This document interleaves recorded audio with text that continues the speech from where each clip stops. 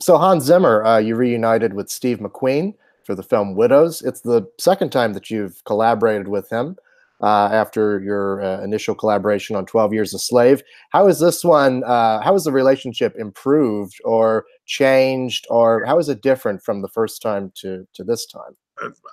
It's so interesting that you're not the first one who goes, how has the relationship improved, as if it needed improving. Right. You know, you're either friends or you're not friends. You know, it's as simple as that. And I mean, I think one of the things which I adore about Steve is that he comes at everything with a huge, big, open heart. I mean, that's why he needs to. This is why he's compelled to make movies, because at the end of the day, his movies are about love and love for humanity. And so, yes, and then you get to go into this, you know, into this incredible world with Steve, which is, you know, it's like having a real conversation with one of your best friends all the time. His cutting room is divided by one building from where I write the music, and that one building happens to have a really good cafe. So a lot of the movie gets, you know, or a lot of my work gets done with the two of us, and then usually Joe Walker, the editor, joins us, sitting there having cups of tea and talking about ideas. Mm-hmm. So it's very much like that, you know, and 12 Years a Slave was very similar as well, whereby Steve would always be in the studio with us, with the musicians, you know, during the writing process. It's you know, it's a Steve McQueen film, so you want to have as much of Steve McQueen as time allows. Right.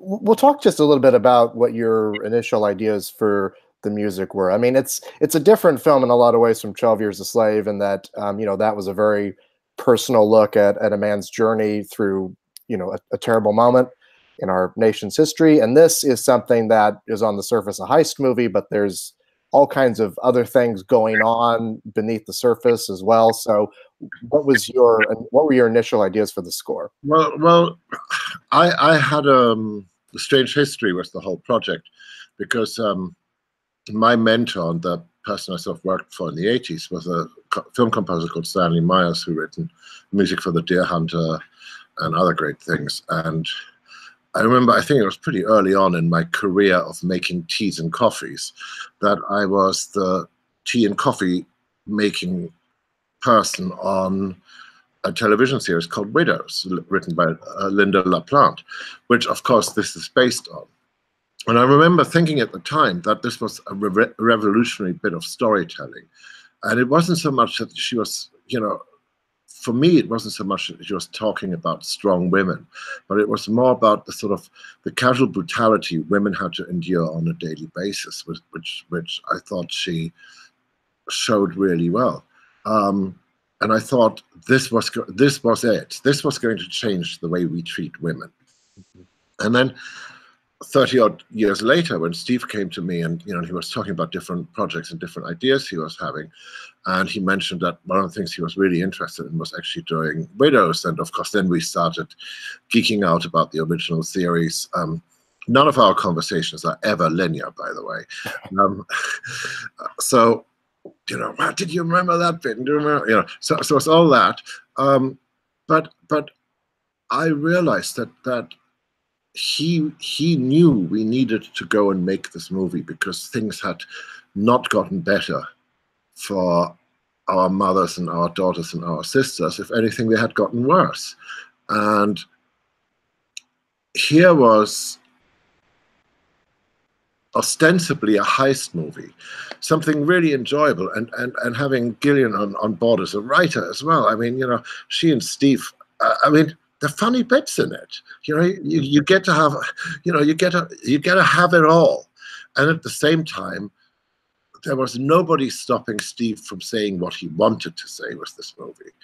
And then surround himself with extraordinary actresses, which I think you agree that they're all just fantastic. really, really made the difference. I mean, and elevated the movie to a, it became a Steve McQueen movie. So to go back to your original question, which was sort of, what was the difficult part, or what was new for me to write the score? I tell you what was new for me was, and I sort of experienced a bit of that on 12 Years a Slave. There's this sort of holy trinity that goes on into making this movie, which is Sean Bobbitt, Steve McQueen, and Joe Walker. And the way Sean shoots film, and the way Steve directs, and the way Joe cuts, they create a visual melody in a way. It's a very musical way of making a film. And the last thing they need is for somebody like me to step all over it with, redundant tunes and stuff. So very early on, I just went, okay, I'm just going to be the orchestrator. You guys are the tune, I'll be the orchestrator. And there's very little music in the film, and that's interesting because it's a heist movie. You expect quite a bit of music, but you can nearly judge the quality of the filmmaking by is how little music there is in the film. Just because everything holds together, and the way Joe cuts as well. I mean, I don't think you can separate the score from the way Joe uses sound and uses real world sound as well. So I think I don't think you can separate any of that from Sean and Steve's eyes and just their natural sort of poetic flow.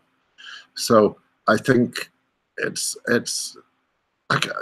nearly impossible to just talk.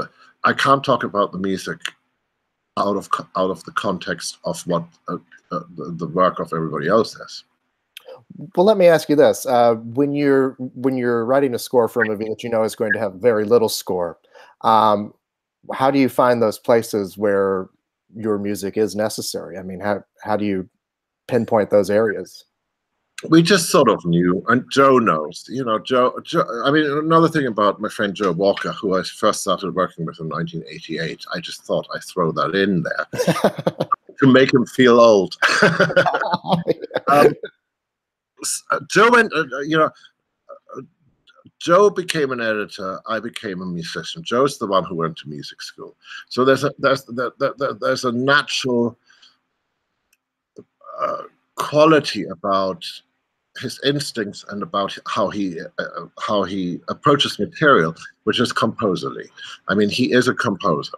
It's as simple as that, you know. And so yeah, it's strange. It's just when the three of us get together, Steve, Joe, and I, it's like we might not know the answer, but we certainly know what the question is, you know, very, very quickly, and we certainly know what not to do, you know, and we hone in on things pretty quickly, you know, and very democratically, you know. It's like, look, this is a strange score where I decided, you know, I wanted to go and record on purpose in a very small studio. You wouldn't see it would sound a little gritty, and it wouldn't sound very epic, and, you know, not very, I don't know, pretentiously overblown concert hall type of thing, you know. And it's really a piano and a percussionist and a double bass, and the double bass player's job is not to play the bass. The percussionist's job is to play the double bass. And the piano is, you know, it's like, you know, it's like put your fingers on the strings to dampen the strings, and it's all of that.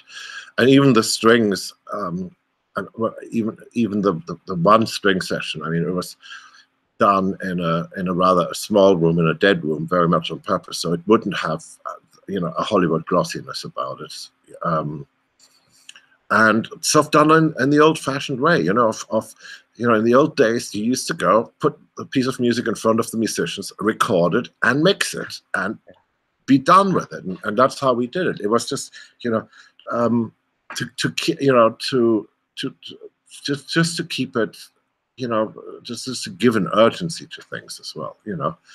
not to, it had all been thought through. It just needed playing properly. And then I didn't want to go and sort of, there are so many tricks you can do to make these things sound pretty and beautiful and all those sort of things. And I thought what should be pretty and beautiful is the performance as opposed to all the glossy stuff I can put on top.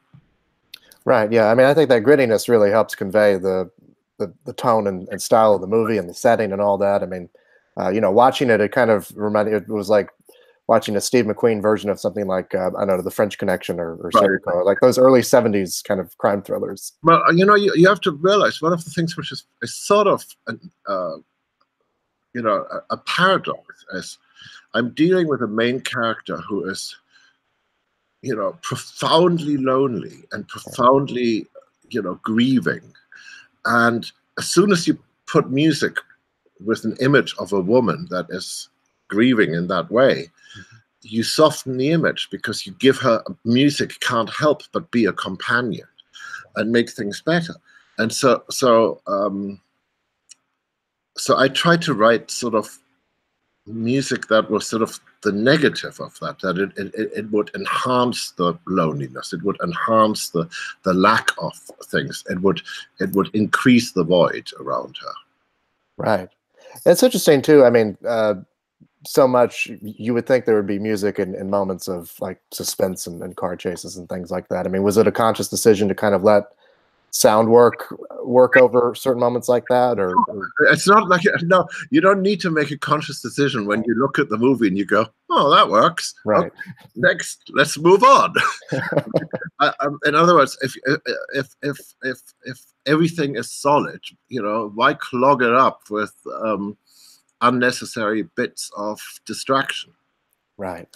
It's as simple as that. I mean, one of the great things is Steve is very sure-handed when he makes his films, and at the same time, he's quite the opposite to being dictatorial. He's forever asking, "What do you think? What do you think? What don't you think?"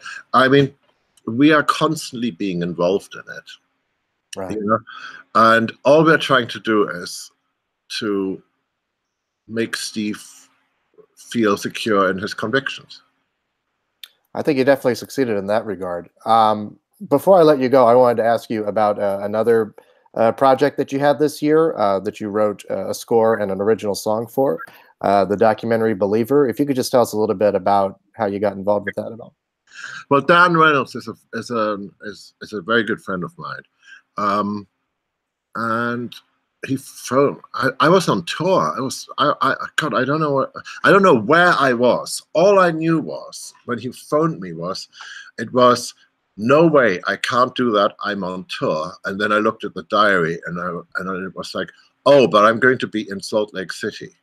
And of course, he was going to be up in Salt Lake City, and he said, well, can I just come over to the hotel room? And he started to tell me the story, and it's an incredibly important story to tell, and I think he did it brilliantly. I mean, it's half cinema verite. Well, I think it's all cinema verite, but it's about something which is really, really important. Why is the suicide rate amongst teenagers so high in Utah? So it's not something you can say no to. Plus, it's Dan. He's and why is he such a good friend? Because he, again, like Steve McQueen, they're not dissimilar. In fact, I should get the two of them together. I think they would actually rather get along. They both look at the world with great love and great care, and they want to make things better. And if they can go and just, unveil show the world where some of the problems are, not go at it in a didactic way, or political way, or any of that stuff. Quite the opposite. Go at it in a humanistic way. Go at it in a philosophical way. And they're both poets. I mean, Steve, before he was a filmmaker, he was a celebrated visual artist. So he really comes from the arts, And I keep thinking of Dan, Dan, before Dan became a rock star, he wrote, and he still does. He's capable of writing from the heart and very personal. and God, when he speaks, when he gets passionate about things, it's the truth. It comes from the heart, and it's undeniable that he is right. Yeah, those backgrounds really do show in their work. If you could just talk just a little bit about writing that song, Skipping Stones. I mean, where the kind of general idea for that came from. It's all Dan. It's all Dan. It really is all Dan. It's all everything is Dan. You know, I mean, no, I had a sort of a brilliant year if you think about it. Actually, you are making me think about it. I'm glad to do it. Yes, no, because I got to work on 2 projects that meant a lot to me, and I got to be their servant. Yeah. You know, it wasn't me leading the charge, going, hang on a second, we need to bring in some human rights element or something like that into this. You know, we need to find a purpose beyond just a box office success. Because trust me, it's a lot harder to bring in a purpose that people actually want to care about than having a box office success. Some people will argue with me about that, but so I got to work with people who I truly enjoy working with. At the same time, I was on tour for a lot of the year, and that feeds into that experience. I think it makes me a better filmmaker. And so far, that for 40 years I've been sitting in this dark room that I'm sitting in right now, windowless, and I'm doing things which have nothing to do with real time, and I don't have to look anybody into the eye other than you right now. As opposed to going out there, standing in front of an audience and playing the music and looking people in the eye and not hiding behind a screen or a movie anymore. So the truth is sort of, you know, does this mean anything? Sort of suddenly the words, does that mean anything, come to mind. And, you know, it's a fairly good training. You find out what moves people and what, you know, and I mean in many ways. You know, I mean, I do 22 minutes of Dark Night, which is a straight onslaught onto the senses, you know, and I don't mind if they get a bit angry and a bit, you know, whatever, you know,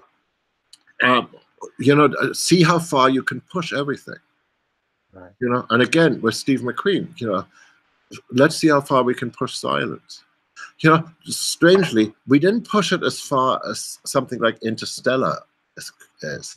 You know, people always think Interstellar is a very noisy movie. It's not. It's at the same time the quietest movie. We go to complete silences.